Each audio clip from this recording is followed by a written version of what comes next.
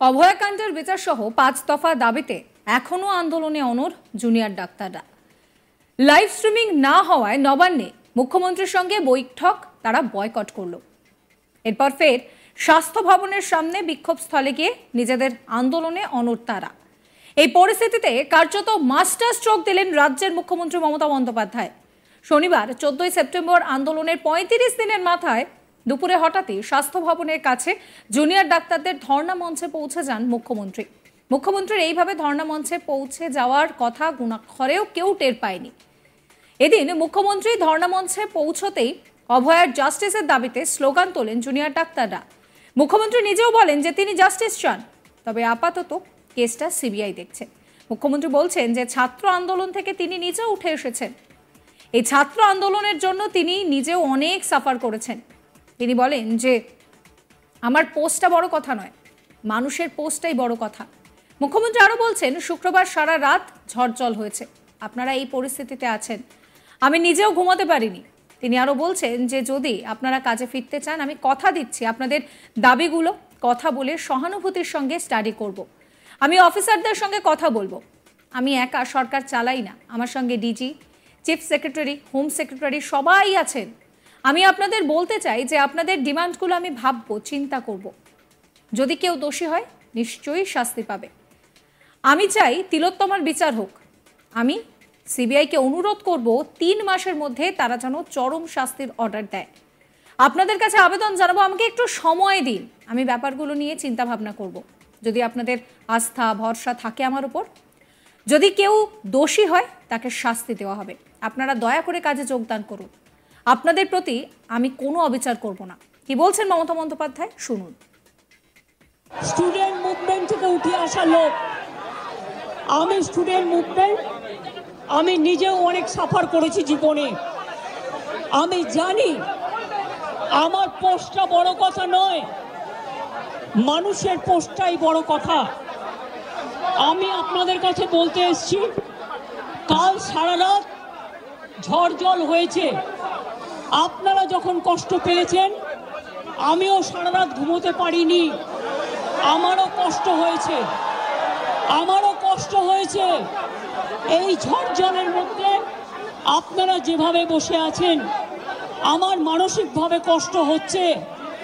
আপনারা আজকে 33 দিন 34 দিন, আমিও কিন্তু রাতের পর রাত ঘুমাইনি, কারণ আপনারা যখন রাস্তায় থাকেন, আপনাদের জন্য আমাকেও কিন্তু পাহারাদার হিসেবে জেগে থাকতে হয়।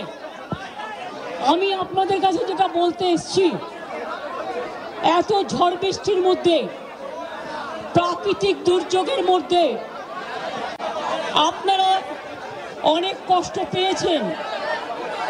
আর কষ্ট না করে যদি আপনারা কাজে ফিরতে চান, আমি আপনাদের প্রতিশ্রুতি দিচ্ছি, আপনাদের ডিমান্ডগুলো আমি কথা বলে সহানুভূতির সাথে আমি স্টাডি করব। আমি অফিসারদের সাথে কথা বলবো। আমি একা সরকার চালাই না, আমার সাথে একটা chief secretary, home secretary, DG, police সবাই আছেন। আমি আপনাদের বলতে চাই, আপনাদের ডিমান্ডগুলো আমি ভাববো, আমি চিন্তা করব। যদি কেউ দোষী হয় তিনি নিশ্চয়ই শাস্তি পাবেন, এবং আমি চাই তিলোত্তমার বিচার হোক। আমি সিবিআইকে অনুরোধ করব যত তাড়াতাড়ি বিচার হোক, এমনকি 3 মাসের মধ্যে তারা যেন।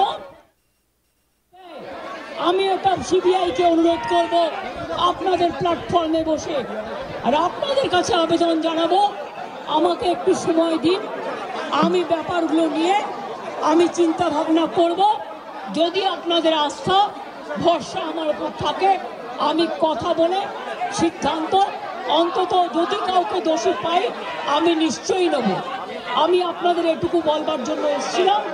আমি আশা করি আপনারা এত কষ্টের মধ্যে বৃষ্টিতে ভিজছেন এবং আপনাদেরও পরিবার পরিজন চিন্তায় আছে, এবং আমি মনে করি অনেক মানুষও মারা যাচ্ছেন। আপনারা প্লিজ দয়া করে, আপনারা আমাদেরই ঘরের ভাই বোন, আপনারা কাজে যোগদান করুন। এবং আমি বলতে পারি আপনাদের প্রতি আমি কোনো অবিচার করব না।